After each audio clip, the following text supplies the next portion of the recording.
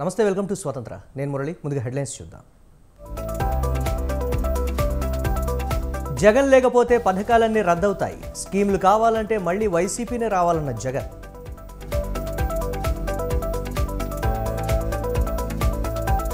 జగన్ ఇచ్చేవన్నీ నకిలీ రత్నాలే, ప్రజలకు సంక్షేమాన్ని అందించింది టీడీపీ అన్న బాబు.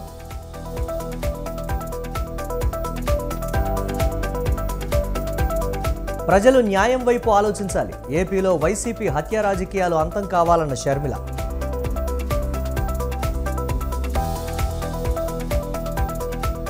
తెలంగాణలో ఎన్నికల ప్రచారంపై ఫోకస్ పెట్టిన బీజేపీ. ఈ నెల 27న హైదరాబాద్కు ప్రధాని మోదీ.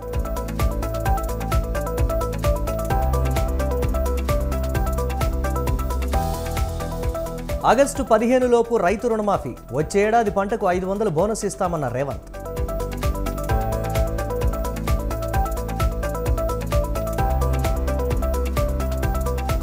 ఎవరి భాగవతం ఏంటో పాలమూరు చౌరస్తాలో తేల్చుకుందాం. సీఎం రేవంత్ రెడ్డికి డీకే అరుణ సవాల్.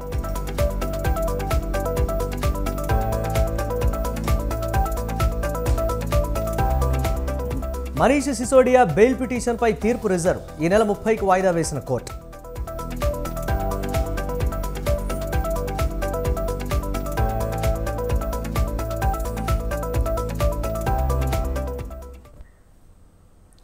బీఆర్ఎస్ అధినేత కేసీఆర్ వ్యాఖ్యలకు సీఎం రేవంత్ రెడ్డి గట్టి కౌంటర్ ఇచ్చారు. 20 మంది ఎమ్మెల్యేలు టచ్లో ఉన్నారన్న కేసీఆర్ వ్యాఖ్యలపై రేవంత్ ఘాటుగా స్పందించారు. కాంగ్రెస్పై చేయి వేస్తే మాడి మసైపోతారని వార్నింగ్ ఇచ్చారు. తాను జైపాల్ రెడ్డి, జానారెడ్డిని కాదన్న రేవంత్ జాగ్రత్తగా ఉండాలని హెచ్చరించారు. 10 ఏళ్లు ఇక్కడే ఉంటాం, ఎవరు వస్తారో రండి అంటూ సవాల్ విసిరారు. పిహెచ్ఎల్ కావచ్చు, పీడీఎల్ కావచ్చు, డైనమైట్ ఫ్యాక్టరీ కావచ్చు, ఈక్రిసాట్ కావచ్చు, ఈ ప్రాంతంలో వచ్చిన వేలాది పరిశ్రమలు ఆనాడు ఇందిరమ్మ తెచ్చినవే కదా. 10 ఏళ్లు ఈ ప్రాంతంలో ముఖ్యమంత్రిగా ఉన్న చంద్రశేఖరరావు ఆర్థిక మంత్రిగా, ఆరోగ్య శాఖ మంత్రిగా, వివిధ శాఖల మంత్రులుగా ఉన్న ఆయన అల్లుడు హరీష్ రావు గారి మెదక్ ప్రాంతానికి ఏమన్నా తీసుకొచ్చిందా అని నేను అడుగుతున్నా. నేను ఇవాళ అడుగుతున్నా, 2014 నుంచి 24 వరకు ముఖ్యమంత్రిగా, మంత్రులుగా, కొత్త ప్రభాకర్ రెడ్డి పార్లమెంట్ సభ్యుడుగా ఈ ప్రాంతానికి ఏమైనా పరిశ్రమలు తెచ్చిండ్రా? ఈ మెదకు ప్రజలు ఏమన్నా బాగుపడ్డారా అని నేను అడుగుతున్నా. మరి ఇవాళ మళ్ళీ సిగ్గు లేకుండా బీజేపీ వాళ్ళు, బీఆర్ఎస్ వాళ్ళు వచ్చి మాకు ఓట్లు వేయండి, మేము ఎలగబెడతాం, మీ ఆకిలి అలుకుతాం, మీకు ముగ్గులేస్తాం, మీ ఇల్లు చక్కదిద్దుతామని అబద్ధాల మాటలతో బయలుదేరి మెదకు బీజేపీ నుంచి నిలబడుతున్నా రఘునందన్ రావు నేను అడుగుతున్నా. దుబ్బాకలో నువ్వు చెప్పినావు కదా, ఎమ్మెల్యేగా గెలిపిస్తే నరేంద్ర మోడీతో కొట్లాడి 1000 కోట్ల రూపాయలు తీసుకొచ్చి దుబ్బాకను అభివృద్ధి చేస్తాను కదా. మేమందరం దుబ్బాకకు బస్సులు వేసుకొని వస్తాం. నువ్వు తెచ్చిన నిధులేందో, నరేంద్ర మోడీ ఇచ్చిన పరిశ్రమలేందో దుబ్బాకలో నాకు చూపించమని నేను అడుగుతున్నా. ఎమ్మెల్యేగా దుబ్బాకలో అక్కడి ప్రజల్ని, అక్కడి రైతులను వంచిస్తే ఆ ప్రాంత ప్రజలు తిరస్కరించిన రఘునందన్ రావు మళ్ళీ రంగు మార్చి మెదకు పార్లమెంట్లో ఓట్లేయమని అడుగుతున్నాడు. నేను అడుగుతున్న, రఘునందన్ రావుకు ఓటేసి ఒకవేళ ఎంపీ అయితే నరేంద్ర మోడీ ప్రధానమంత్రి కాకుండా చంద్రమండలానికి ఏమైనా రాజు అవుతాడా? ఈ 10 ఏళ్ళు నరేంద్ర మోడీ ప్రధానమంత్రిగా ఉన్నాడు కదా, ఈ మెదకు ప్రాంతానికి ఒక్క పరిశ్రమ అయినా ఇచ్చిండా అని చెప్పి నేను బీజేపీ నాయకులను అడుగుతున్నా. కేసీఆర్ నౌకరి పోయి నడుము ఇరిగి పార్టీ ఓడి ఏం చెప్పాలో తెలియక పిట్టల ద్వారా ఇంట్లో కూర్చొని పిలిపించుకొని భజన సంఘం ముందల ఇవాళ కాంగ్రెస్ పార్టీ అయిపోయింది అంటుండు. ఎట్లా అయిపోతుంది బిడ్డ? అదేమన్నా ఫుల్ పార్టీలా? పోయంగానే 12 పెగ్గులు పోగానే కాంగ్రెస్ ఖాళీ అవుతుంది, 20 మంది టచ్లు అంటుండు. ఈడ కాపలా ఉన్నదేవాడు బిడ్డ, ఎవడో తెలుసా? ఈడ వస్తావా? రా బిడ్డ, టచ్ చేసి చూడు. హైటెన్షన్ వైరికిన కాకి తగులితే ఎట్లయితుందో కాంగ్రెస్ మీద చెయ్యి పెడితే మాడి మసైపోతావు బిడ్డ. నేను జైపాల్ రెడ్డి, జానారెడ్డిని కాదు బిడ్డ, మర్యాద ఉండనికే బట్టలు ఇప్పదించి రోడ్డు మీద ఉరికించి కొట్టిస్తా బిడ్డ మా కాంగ్రెస్ పార్టీ కార్యకర్తలతోటి. మా ప్రభుత్వాన్ని పడగొడతారా నువ్వు మోడీ కలిసి? నువ్వు మోడీ చీకట్లో మాట్లాడుకుంటే అయిపోయింది అనుకుంటున్నావా? రా బిడ్డ రా, మోడేస్తాడో మోడీ తాతను తెచ్చుకుంటావు, నీ ఎంబడి ఎవడొస్తాడో రాండి. ఇంకా 4.5 ఏళ్ళు ప్రభుత్వం ఉన్నది, కాంగ్రెస్ ఉంటది. ఆ తర్వాత మళ్ళొక్కసారి ప్రజల ఆశీర్వాదంతో ఇంకో 5 ఏళ్ళు మొత్తం 10 ఏళ్ళు అధికారంలో ఉంటాం, మీ సమస్యల్ని పరిష్కరించే బాధ్యత మాది. మీకు ఇందిరమ్మ ఇల్లు ఇచ్చే బాధ్యత మాది, బస్సు ఉచిత ప్రయాణం ఇచ్చే మాది, ఆరోగ్యశ్రీ పథకం అమలు చేసే బాధ్యత మాది, మీ ఇంటికి ఉచిత కరెంట్ ఇచ్చే బాధ్యత మాది, 2 లక్షల రూపాయల రైతు రుణమాఫీ చేసే బాధ్యత మాది, 500 రూపాయలు బోనస్ ఇచ్చి మీరు పండించిన పంటను కొనే బాధ్యత మాది. 20 ఏళ్ళు బీఆర్ఎస్ ఓన్కి బీజేపీ ఓన్కి వేసారు. ఈ ఒక్కసారి బలహీన వర్గాల బిడ్డ పైసలు లేకపోయినా ఎన్నికల్లో గెలవచ్చని ఓ బలహీన వర్గాల బిడ్డకు ఓటేసి ప్రజాస్వామ్యం మీద నమ్మకం కలిగించండి, విశ్వాసం కలిగించండి. ప్రజా సేవలో ఉంటే పేదవాడైన పార్లమెంటుకు పోతాడని ఈ మెదకు గడ్డ నుంచే గెలిపించండి అని చెప్పి నేను మీకు అందరికీ విజ్ఞప్తి చేస్తున్నా. టీడీపీ అధినేత చంద్రబాబు నాయుడుపై ఏపీ సీఎం జగన్మోహన్ రెడ్డి తీవ్ర విమర్శలు చేశారు. అనకాపల్లి జిల్లా చింతపాలెం మేమంతా సిద్ధం సభలో పాల్గొన్న ఆయన తన ఒక్కడిని ఎదుర్కొనేందుకు నక్కలన్నీ ఒక్కటవుతున్నాయన్నారు. ప్రజల్ని దోచుకునేందుకు చంద్రబాబు దత్తపుత్రుడు వదినమ్మ సిద్ధమయ్యారని విమర్శించారు. చంద్రబాబు రాళ్లేయమని రెచ్చగొడుతున్నాడని ఆగ్రహం వ్యక్తం చేశారు. 14 ఏళ్లు రాష్ట్రానికి సీఎంగా ఉన్న బాబు పేదలకు ఏం మేలు చేశారని ప్రశ్నించారు. సముద్రాలు కనిపిస్తా ఉన్నాయి, ఒకటి బంగాళాఖాతం అయితే మరొకటి ఇక్కడ కనిపిస్తా ఉన్న జన సముద్రం. 3 వారాల్లో జరగబోతా ఉన్న ఈ ఎన్నికలు ఇవి రాష్ట్ర చరిత్రలో ఇంటింటి చరిత్రను నిర్ణయించే ఎన్నికలుగా ఇవి ఎప్పటికీ గుర్తుండిపోతాయి. మన ఈ సిద్ధం సభలను చూసి మన ప్రత్యర్థుల గుండెల్లో రైళ్లు పరిగెత్తా ఉన్నాయి, బస్సులు పరిగెత్తా ఉన్నాయి. ఉక్రోషము కడుపు మంట బగ్గుమని చంద్రబాబు ఆ ఉక్రోషంతో నా మీద రాళ్లు వేయమంటా ఉన్నాడు, నన్ను దగ్ధం చేస్తానంటున్నాడు. ఇది చంద్రబాబు దత్తపుత్రుడుల వాళ్ళ వదినమ్మల ఎజెండా. ఈ మధ్య బాబు ఏమంటున్నాడంటే జగన్ ఒక బచ్చా అంటున్నాడు. కృష్ణుడిని బచ్చా అనుకున్న కంసుడు, రాముడిని బచ్చా అనుకున్న మారీషుడు, సుబాహుడు, హనుమంతుడిని బచ్చా అనుకున్న రావణుడు కూడా వీళ్ళల్లో గుర్తుకొస్తా ఉన్నాడు. చరిత్రలో పోయే కాలం వచ్చినప్పుడు విలన్లందరికీ కూడా అటువైపున హీరోలందరూ బచ్చాలుగానే కనిపిస్తా ఉంటారు. అయ్యా చంద్రబాబు, నువ్వు బచ్చా అంటున్న నేను ప్రజలకు మంచి చేసి ఎన్నికల్లో ఒంటరిగా ధైర్యంగా ప్రజల ముందుకు నేను వస్తా ఉన్నా. మరి 14 ఏళ్ళు సీఎంగా చేసావు కదా, మరి పేదలకు నువ్వు చేసిన మంచి ఉంటే నువ్వెందుకయ్యా బచ్చాను చూసి భయపడుతూ పొత్తుల కోసం ఎగబడతా ఉన్నావు అని అడుగుతా ఉన్నా నీ చంద్రబాబును. ఇంతమంది నా చుట్టూ బాణాలు, రాళ్ళు, ఆయుధాలు పట్టుకుని ఉన్నారు. వీరందరి మధ్య మీకు మంచి చేసిన మీ బిడ్డ ఒక్కడే నిలబడి ఉన్నాడు. ఇన్ని నక్కలు ఏకమవుతా ఉన్నాయి. సింగిల్ గా ఎదుర్కొనేదానికి ఇన్ని నక్కలు ఏకమైనా కూడా భయపడతా ఉన్న పరిస్థితులు ఈ రోజు కనపడతా ఉన్నాయి. చంద్రబాబు పేరు చెప్తే గుర్తుకొచ్చేటివి వెన్నుపోట్లు, మోసాలు, అబద్ధాలు, కుట్రలు. ఇవి చంద్రబాబు పేరు చెప్తే గుర్తుకొచ్చే అంశాలు. జగన్ ఉంటే పేదలకు పథకాలన్నీ కొనసాగుతాయి. జగన్ లేకపోతే మళ్ళీ ప్రజలు మోసపోయి పథకాలన్నింటికి కూడా ముగింపే. అయ్యా బాబు, నేను బచ్చా అయితే నా చేతిలో చిత్తుగా ఓడిపోయి కేవలం 23 మంది ఎమ్మెల్యేలను మాత్రమే గెలిపించుకున్న నువ్వు ఎవరయ్యా అని అడుగుతా ఉన్నాను. నిన్నే అడుగుతున్నా, ఏమనాలి నిన్ను అని అడుగుతా ఉన్నాను. నేను బచ్చా అయితే 5 ఏళ్ల తర్వాత కూడా నాతో పోటీకి నువ్వు ఒక్కనివే రావడానికి నీకు ధైర్యం చాలడం లేదు. 1 డజన్ మందిని వెనకేసుకొని వస్తా ఉన్న నిన్నేమనాలి అని అడుగుతా ఉన్నాను. ముందుండి నడిపించే నాయకుడు లేక, దిశానిర్దేశం చేసే లీడర్ లేక అయోమయంలో పడ్డారు జన సైనికులు. కీలక నేతలందరినీ వైసీపీ తన్నుకుపోయేసరికి నాయకత్వలేమితో అంబేద్కర్ జిల్లాలో పార్టీ వెలవెలబోతోంది.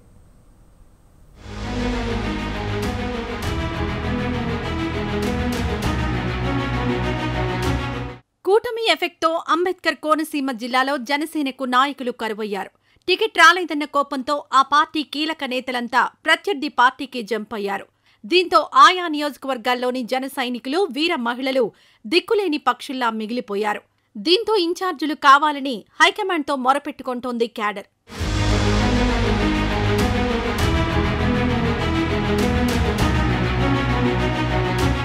అమలాపురం జనసేన పార్టీకి పట్టున నియోజకవర్గం. ఇక్కడ పొత్తులో భాగంగా జనసేనకు టికెట్ ఇస్తారని ఆ పార్టీ శ్రేణులంతా ఆశపడ్డారు. కానీ కూటమి అభ్యర్థిగా టీడీపీ నేత ఐతాబత్తుల ఆనందరావు టికెట్ దక్కించుకున్నారు. దీంతో ఎన్నో రోజులుగా ఎదురుచూసిన జనసేన ఇన్ఛార్జ్ శెట్టిబత్తుల రాజాబాబు కలత చెదిరిపోయేసరికి పార్టీకి గుడ్ బై చెప్పి వైసీపీ కండువా కప్పుకున్నారు. ఇక గత ఎన్నికల్లో తొలి స్థానాన్ని ప్రకటించిన ముమ్మిడివరం అభ్యర్థి పితాని బాలకృష్ణకు కూడా ఈసారి ఎన్నికల్లో చుక్కెదురైంది. పొత్తులో భాగంగా టీడీపీ అభ్యర్థిగా దాట్ల బుచ్చిబాబు బరిలో దిగారు. దీంతో ఆగ్రహించిన పితాని జనసేనకు రాజీనామా చేసి వైసీపీ తీర్థం పుచ్చుకున్నారు. ఆయనతో పాటు జన సైనికులు, వీర మహిళలు కూడా పెద్ద సంఖ్యలో వైసీపీ గూటికి చేరారు. దీంతో ముమ్మిడివరం నియోజకవర్గంలో జనసేన ఖాళీ అయింది.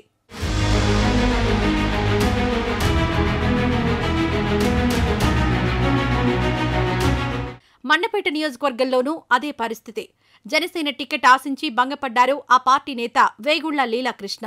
గడిచిన 5 ఏళ్లు పార్టీ బలోపేతానికి ఎంతో కృషి చేసిన ఆయన నియోజకవర్గంలోనూ అనేక కార్యక్రమాలు చేపట్టారు.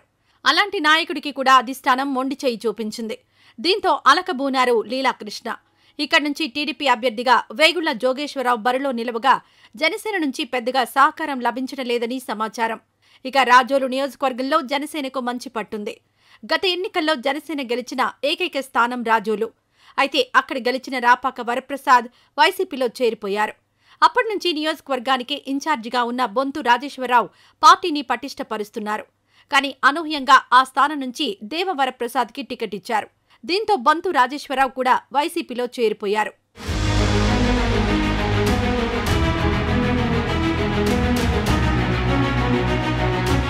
ఇక జిల్లాలో ఎంతో పేరున్న నియోజకవర్గం గన్నవరంలో కూడా జనసేన పార్టీకి ఇక్కట్లు తప్పడం లేదు. అక్కడ ఇన్ఛార్జిగా ఉన్న పావుల రాజేశ్వరిని కాదని హైదరాబాద్ నుంచి గిడ్డి సత్యనారాయణను అభ్యర్థిగా ప్రకటించారు. ఆయన స్థానికుడే అయినా ఎక్కువ కాలంగా హైదరాబాద్లోనే ఉంటున్నారు. దీంతో ఆగ్రహించిన పాముల రాజేశ్వరి జనసేనకు గుడ్ బై చెప్పి తన అనుచరులతో కలిసి వైసీపీ తీర్థం పుచ్చుకున్నారు. మరోవైపు కొత్తపేట నియోజకవర్గంలో అన్నదమ్ముల మధ్య పోటీ నెలకొంది. ఇక్కడ జనసేన అభ్యర్థిగా తాను పోటీ చేయడం ఖాయమని బండారు శ్రీనివాస్ భావించారు. అయితే అనుకున్నదొక్కటి అయింది ఒకటి అన్న చందంగా ఆయన అన్నా తెలుగుదేశం అభ్యర్థి బండారు సత్యానందరావుకు టికెట్ దక్కింది. దీంతో శ్రీనివాస్ అధిష్టానంపై అలకబూనారు. జనసేన అధ్యక్షుడు పవన్ కళ్యాణ్ బుజ్జగించినా ఆయన దిగిరాలేదు. అందుకే తన అన్నకు ఏమాత్రం సహకరించడం లేదన్న టాక్ వినిపిస్తోంది. ఇక తాజాగా గత ఎన్నికల్లో అమలాపురం జనసేన ఎంపీ అభ్యర్థిగా పోటీ చేసిన డిఎంఆర్ శేఖర్కు కూడా ఈసారి టికెట్ దక్కలేదు. దీంతో ఆయన కూడా పార్టీకి రాజీనామా చేసి వైసీపీ కండువా కప్పుకున్నారు.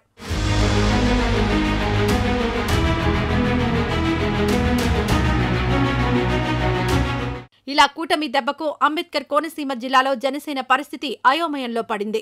ఇన్ఛార్జీలు లేకపోవడంతో, ఒకవేళ ఉన్నా కూడా అంటి ముట్టనట్టుగా వ్యవహరిస్తూ ఉండడంతో జిల్లాలో జనసేన తనకు తానుగానే తుడిచిపెట్టుకుపోయిందన్న విమర్శ వినిపిస్తోంది.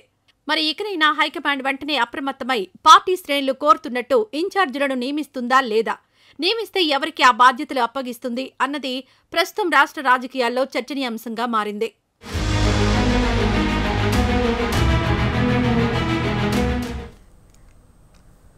తుపాకీ తూటాల వర్షానికి, ఇంద్రవెల్లి రక్తపాతానికి నేటికి 43 ఏళ్లు. జల్ జంగిల్ జమీన్ అనే నినాదంతో ఆదివాసీలు కదం తొక్కిన రోజది. భూమి కోసం, భుక్తి కోసం జరిగిన పోరాటంలో ఖాకీల తూటాలకు ఎందరో గిరిజనులు బలైన రోజది. దశాబ్దాలు గడిచినా ఆ నెత్తుటి గాయం ఇప్పటికీ చెదిరిపోలేదు. ఇంతకీ ఆ రోజు ఏం జరిగింది? ఆకుపచ్చని అడవి ఎరుపు రంగును ఎందుకు పులుముకుంది? తుపాకీ తూటాల వర్షానికి కారణమేంటి?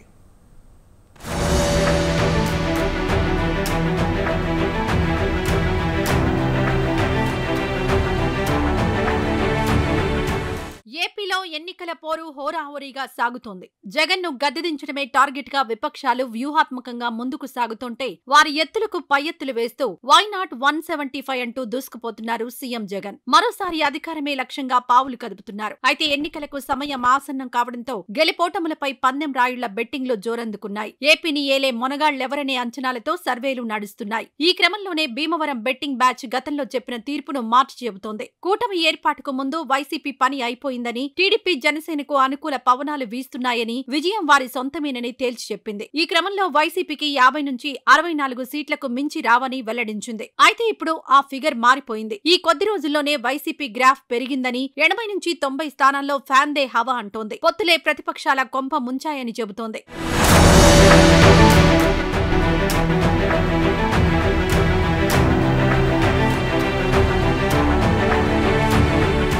ప్రభుత్వ వ్యతిరేక ఓటును చీలనివ్వమని మొదటి నుంచి పవన్ కళ్యాణ్ కంకణం కట్టుకున్నారు. ఈ నేపథ్యంలోనే పొత్తుల ఏర్పాటులో పెద్దన్న పాత్ర పోషించారు. తాను అనుకున్నట్టుగానే టీడీపీ, జనసేన, బీజేపీలు ఉమ్మడిగా జగన్ పై ఎన్నికల కథన రంగంలో కాలు దువ్వుతున్నాయి. అయితే ఇవే పొత్తులు వారి కొంప ముంచుతున్నాయి, అసంతృప్తుల సెగలు రేపుతున్నాయి. ప్రత్యర్థికి చేయూతనిచ్చేందుకు, జగన్ విజయానికి తోడుగా నిలిచేందుకు కారణమవుతున్నాయి. అవును, ఏ పొత్తుతోనైతే జగన్ ను చిత్తు చేయాలనుకున్నారో అదే పొత్తు వ్యూహం ప్రతిపక్షాలకు బెడిసి కొడుతోంది. ఎందుకంటే పొత్తు ధర్మంలో భాగంగా త్యాగాలు చేయాల్సిన పరిస్థితి నెలకొంది. ఈ నేపథ్యంలోనే కొన్ని చోట్ల పార్టీ ముఖ్య నేతలకు సైతం మొండి చేయి చూపించాల్సి వచ్చింది. ఇన్నేళ్లు పార్టీని నమ్ముకుని ఆ జెండాని భుజాన మోసిన వారిని పక్కన పెట్టారు టీడీపీ, జనసేన అధినేతలు. దీంతో ఓ రేంజ్ లో టికెట్ కోసం నిరసన జ్వాలలు ఎగిసిపడ్డాయి. రోడ్డెక్కి ఆందోళనలు చేసినా పట్టించుకోని పరిస్థితి. దీంతో హైకమాండ్ తీరుపై రగిలిపోయిన నాయకులంతా ఆ పార్టీలకు గుడ్ బై చెప్పి జగన్ తో జతకట్టారు. ప్రత్యర్థి ఓటమికి పనిచేయాల్సిన లీడర్లు ఇప్పుడు అదే ప్రత్యర్థి పంచన చేరి మీ ఓటమి చూసే వరకు నిద్రపోమన్నంత కసిలో ఉన్నారు. ఇందుకు ఉదాహరణ పోతిన మహేష్. ఆయనొక్కరే కాదు, అలా చాలా మంది నేతలు టికెట్ రాకపోవడంతో వైసీపీ శిబిరంలో చేరిపోయారు. దీంతో జగన్ బలం మునుపటి కంటే రెట్టింపైందంటున్నాయి రాజకీయ వర్గాలు.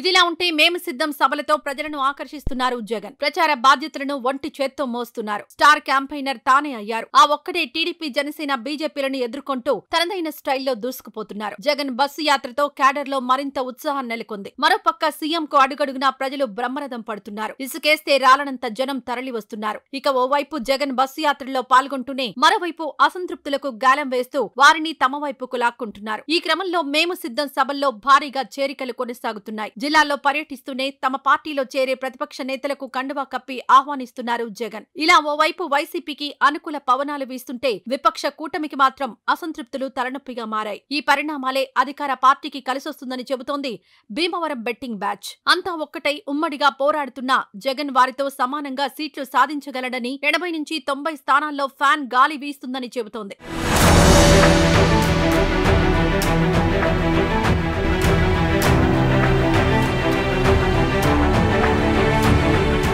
మొత్తానికి పొత్తులతో జగన్ ను చిత్తు చేయవచ్చన్న వ్యూహం ప్రతిపక్ష కూటమికి బెడ్స్ కొడుతోంది. వారి గ్రాఫ్ తగ్గుతుంటే అధికార పార్టీ వైసీపీ గ్రాఫ్ మాత్రం పెరుగుతోంది. గతంలో 64 సీట్లు దాటవన్న అంచనా వేస్తే ఇప్పుడు ఆ సంఖ్య 90కి చేరింది. ఇక భీమవరం బెట్టింగ్ బ్యాచ్ చెప్పిందంటే ఆ లెక్కలు పక్కా అంటున్నాయి రాజకీయ వర్గాలు. మరి ఈ హోరాహోరీ పోరులో జగన్ గురిపెట్టినట్టు 175 సీట్లతో క్లీన్ స్వీప్ చేస్తారా? మళ్లీ అధికార పగ్గాలు చేపడతారా? లేదంటే వైసీపీని గద్దెదించడమే లక్ష్యంగా ఏర్పడిన విపక్ష కూటమి ప్రభుత్వాన్ని ఏర్పాటు చేస్తుందా? మొత్తానికి ఏం జరగనుంది అన్నది తేలాలంటే ఎన్నికల ప్రక్రియ పూర్తయ్యేంత వరకు వేచి చూడాల్సిందే.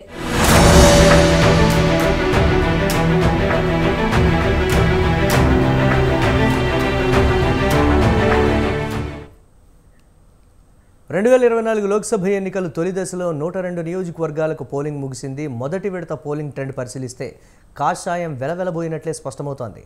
ఫస్ట్ షోలో బీజేపీ పర్ఫార్మెన్స్పై మిశ్రమ స్పందన కనిపిస్తోంది. మోదీ మ్యాజిక్ కనుమరుగైంది. మోదీ నినాదం ఇస్ బార్ 400 పార్ వట్టి నినాదమే అనిపిస్తోంది.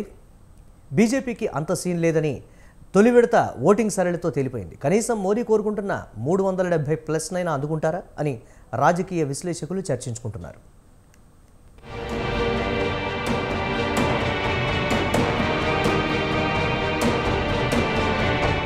ఈసారి లోక్సభ ఎన్నికల ప్రచారం ఆరంభిస్తూనే ప్రధాని నరేంద్ర మోదీ ఇస్ బార్ 400 పార్ అని నినదించారు. తీసరీ బార్ మోదీ సర్కార్ అని బీజేపీ నాయకులు, కార్యకర్తలు కోరస్ పాడారు. ప్రధాని మోదీ దేశవ్యాప్తంగా దాదాపు అన్ని రాష్ట్రాల్లో సుడిగాలి పర్యటనలు చేస్తూ అభివృద్ధి పనులకు శంకుస్థాపనలు, ప్రారంభోత్సవాలు చేస్తూ వరాల వర్షం కురిపిస్తూ బీజేపీ ప్రచారాన్ని హోరెత్తించారు. 2014, 2019 కన్నా అత్యధికంగా లోక్సభ సీట్లు సాధించేందుకు పార్టీ శ్రేణులను, పదాధికారులను కూడా పరుగులు పెట్టించారు. బీజేపీ తప్ప భారతదేశంలో మరే పార్టీ విజయం అంచులకు చేరబోదని ప్రచారం హోరెత్తించారు.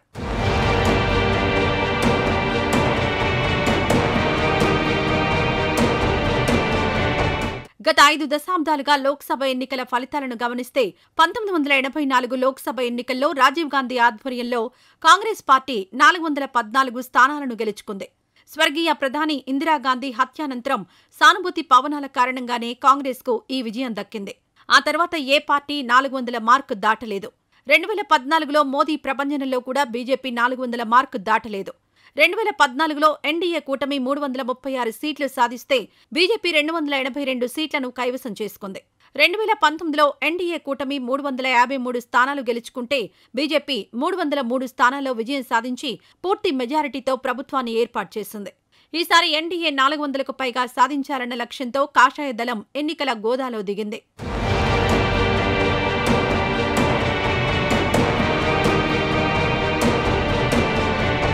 ఈసారి పార్లమెంట్ ఎన్నికలు తొలి దశలో 102 నియోజకవర్గాలు ఉండగా బీజేపీ 77 సీట్లలో పోటీ చేసింది. తమిళనాడులో గతంలో అన్నాడీఎంకేతో పొత్తులో భాగంగా ఒక సీటు మాత్రమే నెగ్గిన బీజేపీ ఈసారి డీఎంకే, ఏఐఏడీఎంకే కూటములకు పోటీగా తన ఆధ్వర్యంలో మూడో కూటమిని పోటీకి దించింది. 39 ఎంపీ స్థానాలున్న తమిళనాడులో బీజేపీ 23 సీట్లలో పోటీ చేసింది. 2019లో తొలి దశలో 102 స్థానాలకు బీజేపీ 60 సీట్లలోనే పోటీ చేసింది. తమిళనాడులో సంప్రదాయంగా డీఎంకే, అన్నాడీఎంకే వంటి ద్రవిడ పార్టీలదే హవా. గతంలో బీజేపీ పెద్దగా రాణించకపోయినా మోదీ చరిష్మాను నమ్ముకొని 23 స్థానాల్లో పోటీ చేసింది. త్రిముఖ పోటీలో డీఎంకే, అన్నాడీఎంకే కూటములను ఢీకొట్టింది.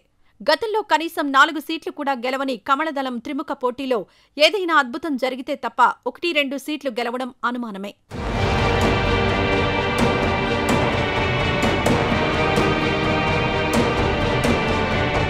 తొలి దశలో బీహార్లో 4 స్థానాలకు, ఉత్తరప్రదేశ్లో 8 స్థానాలకు, పశ్చిమ బెంగాల్లో 3 స్థానాలకు, రాజస్థాన్లో 12 స్థానాలకు, ఉత్తరాఖండ్లో 5 స్థానాలకు ఎన్నికలు జరిగాయి.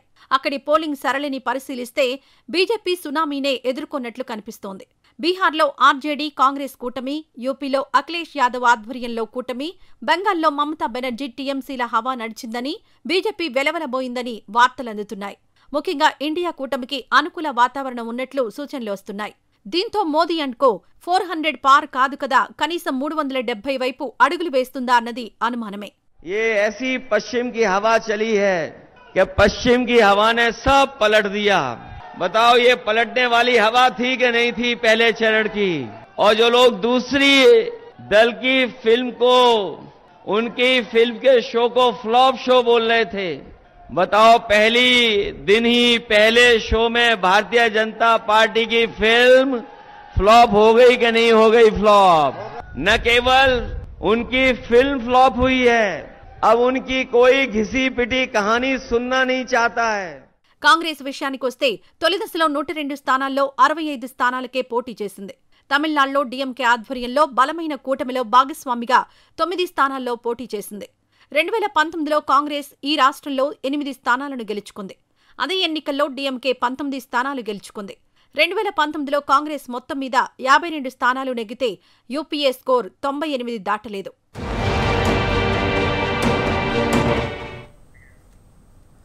తుపాకీ తూటాల వర్షానికి, ఇంద్రవెల్లి రక్తపాతానికి నేటికి 43 ఏళ్లు. జల్ జంగిల్ జమీన్ అనే నినాదంతో ఆదివాసీలు కదం తొక్కిన రోజది. భూమి కోసం, భుక్తి కోసం జరిగిన పోరాటంలో ఖాకీల తూటాలకు ఎందరో గిరిజనులు బలైన రోజది. దశాబ్దాలు గడిచినా ఆ నెత్తుటి గాయం ఇప్పటికీ మర్చిపోలేదు. ఇంతకీ ఆ రోజు ఏం జరిగింది? ఆకుపచ్చని అడవి ఎరుపు రంగును ఎందుకు పులుముకుంది? తుపాకీ తూటాల వర్షానికి కారణమేంటి?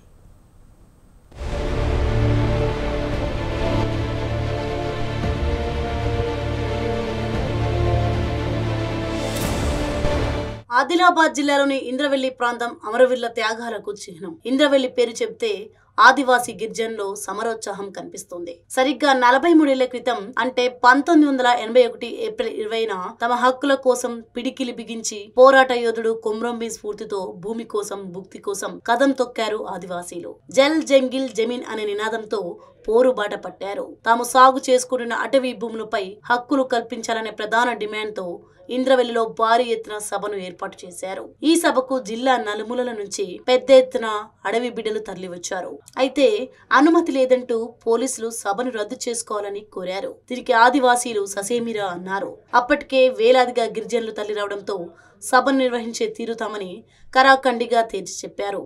దీంతో ఆదివాసీలకు పోలీసులకు మధ్య వాగ్వివాదం చోటు చేసుకుంది. ఈ వివాదంలో ఓ గిరిజన మహిళను పోలీసులు చేయి పట్టిలాగి కింద పడడంతో పరిస్థితి ఉద్రిక్తంగా మారింది.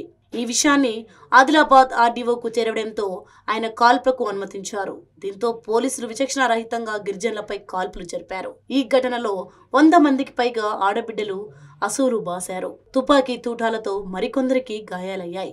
అయితే ఈ కాల్పుల్లో కేవలం 13 మంది మాత్రమే చనిపోయారని ప్రభుత్వం అధికారికంగా ప్రకటించింది. మృతి చెందిన కుటుంబాలతో పాటు గాయపడ్డ గిరిజనులకు ప్రభుత్వ పరంగా ఆదుకుంటామని చెప్పినా నేటికి ఎలాంటి చేయూత అందలేదు.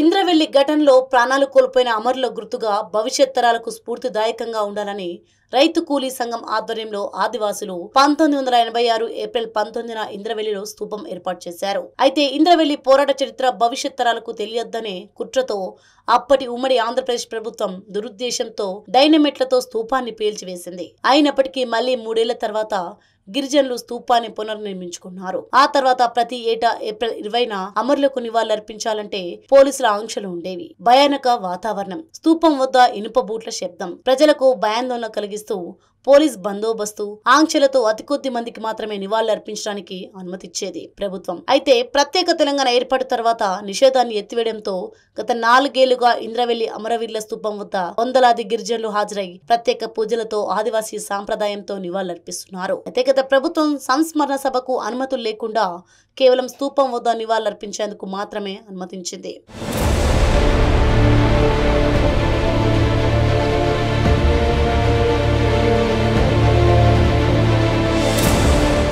ప్రస్తుతం రాష్ట్రంలో కాంగ్రెస్ పార్టీ అధికారంలోకి రావడంతో సీఎం రేవంత్ రెడ్డి, జిల్లా ఇన్ఛార్జ్ మంత్రి సీతక్క స్పందించారు. పోలీస్ శాఖలో ఉన్న రికార్డుల ప్రకారం 15 మంది అమరవీరుల కుటుంబాలకు ఇటీవల మండలంలోని ముత్నూరు సమీపంలో ఇళ్ల స్థలాలు కేటాయించారు. హక్కు పత్రాలతో పాటు ఇందిరమ్మ ఇల్లు నిర్మించుకునేందుకు 5 లక్షల చొప్పున నిధులు మంజూరు చేశారు. అమరవీరుల స్తూపాన్ని స్మృతివనంగా తీర్చిదిద్దేందుకు 97 లక్షల రూపాయలు కేటాయించారు. ఇక జల్ జంగల్ జమీన్లపై పూర్తి స్వేచ్ఛ అధికారాలు ఆదివాసులకు లభింపజేసినప్పుడే ఇంద్రవెల్లి అమరుల త్యాగాలకు అర్పించే ఘన నివాళి అవుతుందంటున్నారు అక్కడి గిరిజనులు.